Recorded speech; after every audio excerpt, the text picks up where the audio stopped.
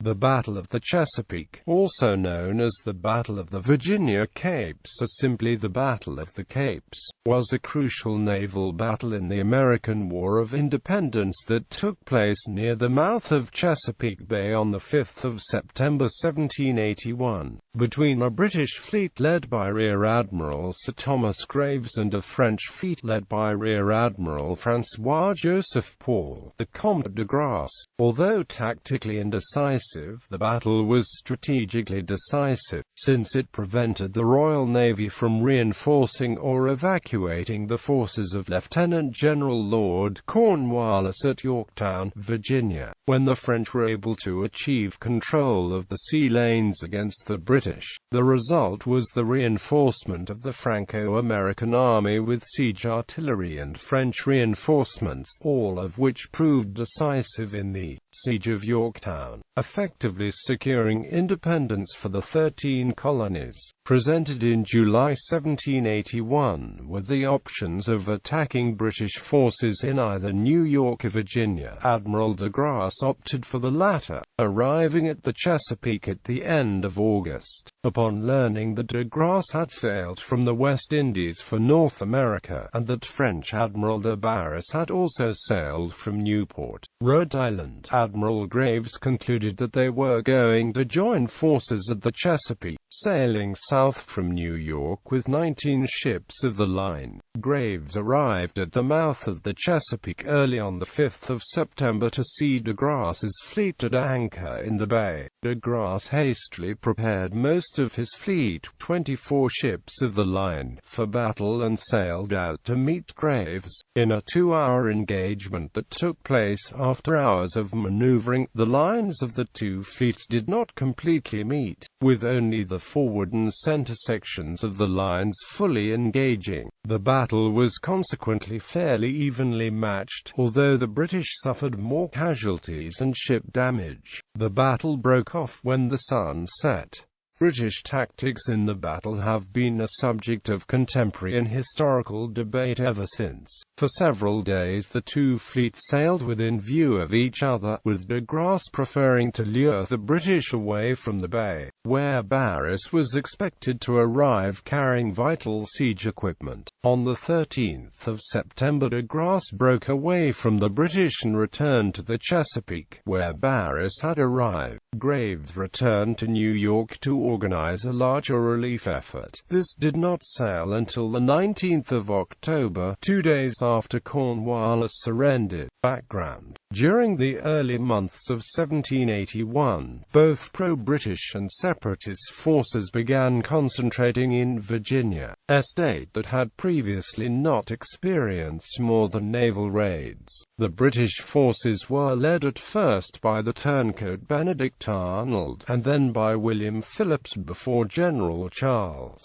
Earl Cornwallis arrived in late May with his Southern Army to take command. In June he marched to Williamsburg, where he received a confusing series of orders from General Sir Henry Clinton that culminated in a directive to establish a fortified deep-water port. In response to these orders, Cornwallis moved to Yorktown in late July, where his army began building fortifications. The presence of these British troops, coupled with General Clinton's desire for a port there, made control of the Chesapeake Bay an essential naval objective for both sides. On the 21st of May, Generals George Washington and the Comte de Grasse, respectively the commanders of the Continental Army and the expedition particularly met to discuss potential operations against the British and Loyalists. They considered either an assault of siege on the principal British base at New York City, or operations against the British forces in Virginia, since either of these options would require the assistance of the French fleet, then in the West Indies.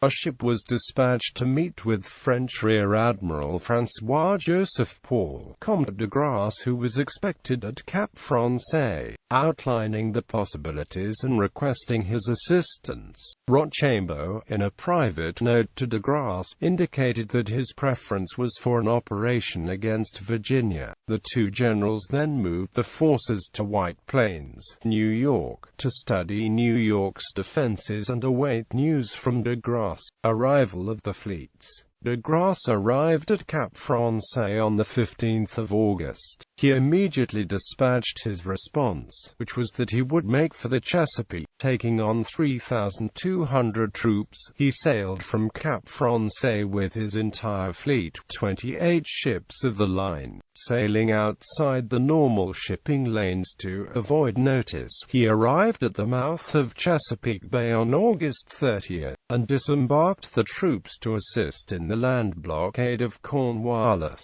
Two British frigates that were supposed to be on patrol outside the bay were trapped inside the bay by de Grasse's arrival. This prevented the British in New York from learning the full strength of de Grasse's fleet until it was too late. British Admiral George Bridges Rodney, who had been tracking de Grasse around the West Indies, was alerted to the latter's departure, but was uncertain of the French admiral's destination. Believing that de Grasse would return a portion of his fleet to Europe, Rodney detached Rear Admiral Sir Samuel Hood with 14 ships of the line and orders to find de Grasse's destination in North America. Rodney, who was ill, sailed for Europe with the rest of his fleet in order to recover, refit his fleet, and to avoid the Atlantic hurricane season. Sailing more directly than de Grasse, Hood's fleet arrived off the entrance to the Chesapeake on the 25th of August. Finding no French ships there, he then sailed for New York.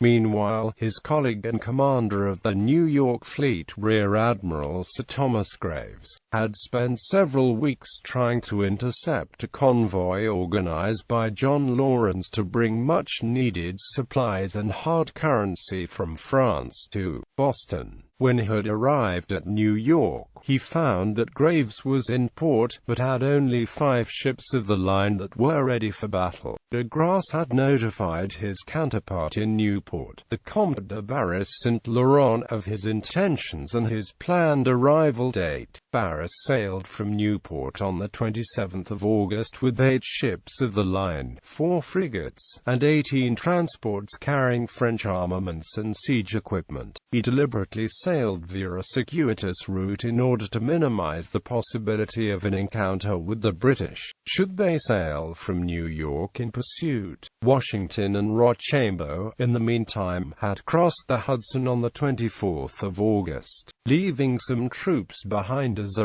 to delay any potential move on the part of General Clinton to mobilize assistance for Cornwallis.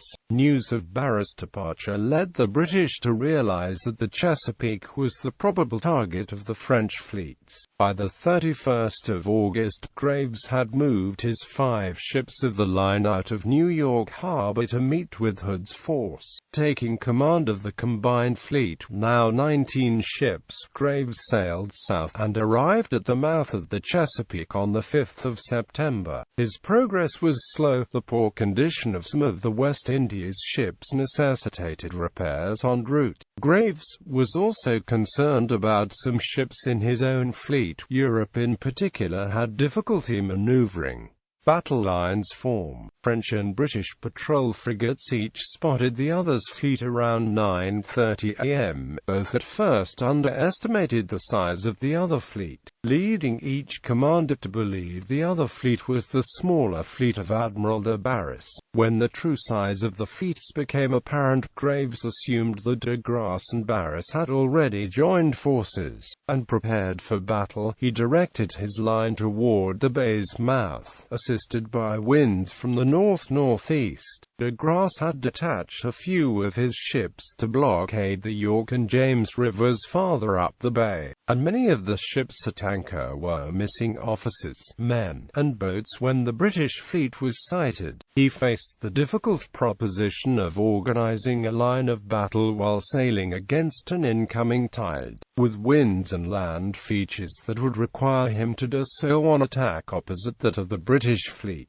At 11:30 am, 24 4 ships of the French fleet cut their anchor lines and began sailing out of the bay with the noontide, leaving behind the shore contingents and ship's boats. Some ships were so seriously undermanned, missing as many as 200 men, that not all of the guns could be manned. De Grasse had ordered the ships to form into a line as they exited the bay, in order of speed and without regard to its normal sailing order. Admiral Louis de Bougainville's Auguste was one of the first ships out. With a squadron of 3 other ships, Bougainville ended up well ahead of the rest of the French line. By 3:45 p.m. the gap was large enough that the British could have cut his squadron off from the rest of the French fleet. By 1 p.m. the two fleets were roughly facing each other, but sailing on opposite tacks. In order to engage, and to avoid some shoals near the mouth of the bay, Graves around 2 p.m. ordered his whole fleet to wear a maneuver that reversed his line of battle, but enabled it to line up with the French fleet as its ships exited the bay. This placed the squadron of Hood, his most aggressive commander, at the rear of the line, and that of Admiral Francis Samuel Drake in the van. At this point, both fleets were sailing generally east, away from the bay, with winds from the north-northeast. The two lines were approaching at an angle so that the leading ships of the vans of both lines were within range of each other, while the ships at the rear were too far apart to engage. The French had a firing advantage, since the wind conditions meant they could open the lower gun ports, while the British had to leave theirs closed to avoid water washing onto the lower decks.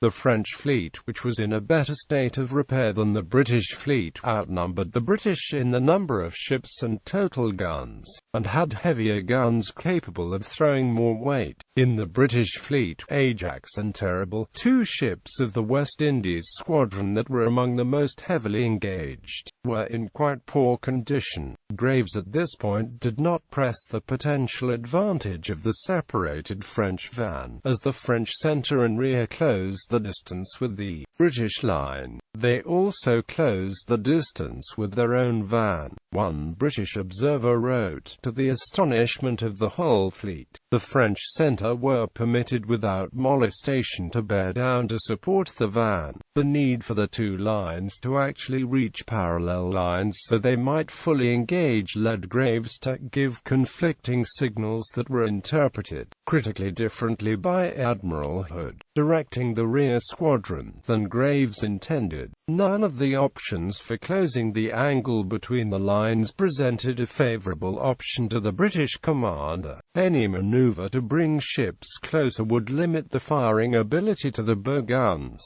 and potentially expose the decks to raking or enfilading fire from the enemy ships.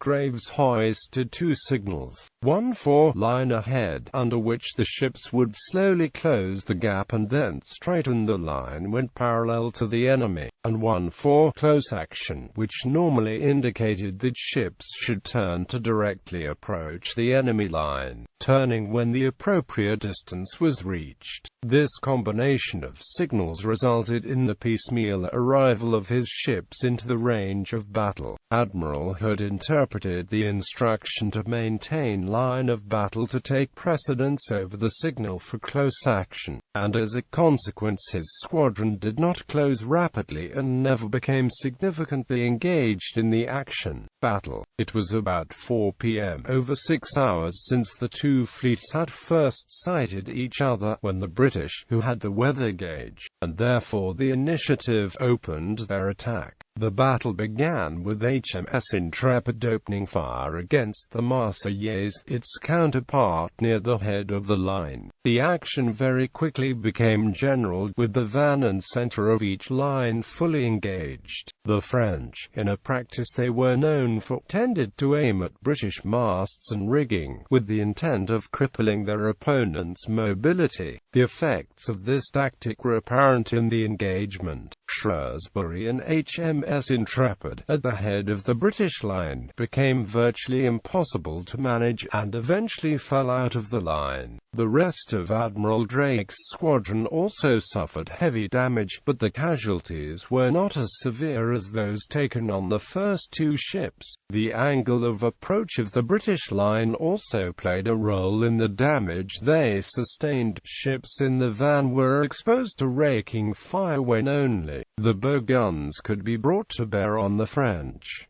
The French van also took a beating, although it was less severe. Captain de Grasse of the Réfléchi was killed in the opening broadside of Admiral Drake's Princessa, and the four ships of the French van were, according to a French observer, engaged with 7 or 8 vessels at close quarters. The Diadema, according to a French officer, was utterly unable to keep up the battle, having only 4 36-pounders and 9 18-pounders fit for use, and was badly shot up. She was rescued by the timely intervention of the Saint-Esprit. The Princessa and Bougainville's August at one point were close enough that the French admiral considered a boarding action. Drake managed to pull away, but this gave Bougainville the chance to target the Terrible. Her foremast, already in bad shape before the battle, was struck by several French cannonballs, and her pumps, already overtaxed in an attempt to keep her afloat, were badly damaged by shots between wind and water. Around 5 p.m. the wind began to shift to British disadvantage. De Grasse gave signals for the van to move further ahead so that more of the French fleet might engage, but Bougainville, fully engaged with the British van at musket range, did not want to risk severe handling had the French presented the stern. Quote, "When he did finally begin pulling away, British leaders interpreted it as a retreat. The French van suffered most, because it was obliged to bear away, rather than follow. The British hung back, continuing to fire at long range. This prompted one French officer to write that the British only engaged from far off and simply in order to be able to say that they had fought." Sunset brought an end to the firefight, with both fleets continuing on a roughly southeast tack away from the bay. The center of both lines was engaged, but the level of damage and casualties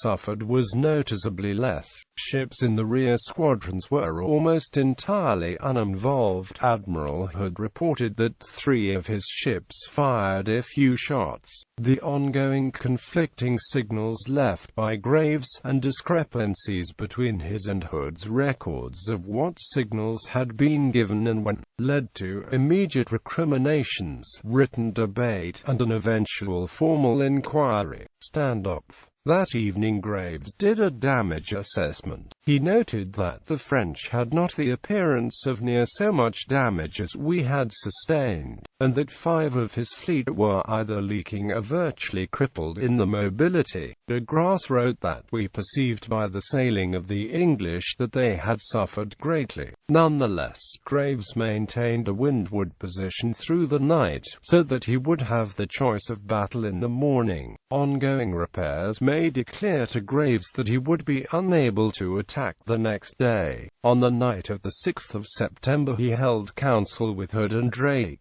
During this meeting Hood and Graves supposedly exchanged words concerning the conflicting signals, and Hood proposed turning the fleet around to make from the Chesapeake. Graves rejected the plan, and the fleets continued to drift eastward, away from Cornwallis. On 8 and the 9th of September the French fleet at times gained the advantage of the wind, and briefly threatened the British with renewed action. French scouts spied Barras' fleet on the 9th of September, and De Grasse turned his fleet back toward Chesapeake Bay that night. Arriving on the 12th of September, he found that Barras had arrived 2 days earlier. Graves ordered the Terrible to be scuttled on the 11th of September due to her leaky condition, and was notified on the 13th of September that the French fleet was back in the Chesapeake. He still did not learn that De Grasse's line he had not included the fleet of Barras, because the frigate captain making the report had not counted the ships. In a council held that day, the British admirals decided against attacking the French, due to the truly lamentable state we have brought ourselves. Graves then turned his battered fleet toward New York, arriving off Sandy Hook on the 20th of September. Aftermath. The British fleet's arrival in New York set off a flurry of panic amongst the Loyalist population. The news of the defeat was also not received well in London. King George III read that, "After the knowledge of the defeat of our fleet, I nearly think the empire ruined." The French success left them firmly in control of Chesapeake Bay, completing the encirclement of Cornwallis. In addition to capturing a number of smaller British vessels, de Grasse and Barras assigned the smaller vessels to assist in the transport of Washington's and Rochambeau's forces from Headeville to Yorktown. It was not until the 23rd of September that Graves and Clinton learned that the French fleet in the Chesapeake numbered 36 ships. This news came from a dispatch sneaked out by Cornwallis on the 17th of September, accompanied by a plea for help. "If you cannot relieve me very soon, you must be prepared to hear the worst." Quote, after effecting repairs in New York, Admiral Graves sailed from New York on the 19th of October with 25 ships of the line and transports carrying 7,000 troops to relieve Cornwallis. It was 2 days after Cornwallis surrendered at Yorktown. General Washington acknowledged to de Grasse the importance of his role in the victory. "You will have observed that, whatever efforts are made by the land armies, the Navy must have the casting vote in the present contest." The eventual surrender of Cornwallis led to peace 2 years later and British recognition of the independent United States of America. Admiral de Grasse returned with his fleet to the West Indies, in a major engagement that ended Franco-Spanish plans for the capture of Jamaica in 1782. He was defeated and taken prisoner by Rodney in the Battle of the Saints. His flagship Ville de Paris was lost at sea in a storm while being conducted back to England as part of a fleet commanded by Admiral Graves. Graves, despite the controversy over his conduct in this battle, continued to serve, rising to full admiral and receiving an Irish peerage. Analysis. Many aspects of the battle have been the subject of both contemporary and historical debate, beginning right after the battle. On the 6th of September, Admiral Graves issued a memorandum justifying his use of the conflicting signals, indicating that the signal for the line of battle ahead is out at the same time with the signal for battle. It is not to be understood that the latter signal shall be rendered ineffectual by too strict adherence to the former. Hood, in commentary written on the reverse of his copy, observed that this eliminated any possibility of engaging an enemy who was disordered, since it would require the British line to also be disordered. Instead, he maintained the British fleet should be as compact as possible, in order to take the critical moment of an advantage opening. Others criticize Hood because he did not wholeheartedly aid his chief, and that a lesser officer would have been court-martialed for not doing his utmost to engage the enemy. One contemporary writer critical of the scuttling of the Terrible read that she made no more water than she did before, and, more acidly, if an able officer had been at the head of the fleet, the Terrible would not have been destroyed. Admiral Rodney was critical of Graves' tactics, writing, "By contracting his own line he might have brought his 19 against the enemy's 14 or 15, disabled them before they could have received succor, gained a complete victory, defending his own behavior in not sending his full fleet to North America." He also read that if the admiral in America had met Sir Samuel Hood near the Chesapeake, that Cornwallis's surrender might have been prevented. United States Navy historian historian Frank Chadwick believed that de Grasse could have thwarted the British fleet simply by staying put. His fleet size would have been sufficient to impede any attempt by Graves to force a passage through his position. Historian Harold Larrabee points out that this would have exposed Clinton in New York to blockade by the French if Graves had successfully entered the bay. If Graves did not do so, Paris would have been outnumbered by Graves if de Grasse did not sail out in support. Memorial. At the Cape Henry Memorial, located at Joint Expeditionary Base East in Virginia Beach, Virginia, there is a monument commemorating the contribution of de Grasse and his sailors to the cause of American independence. The memorial and monument are part of the Colonial National Historical Park and are maintained by the National Park Service.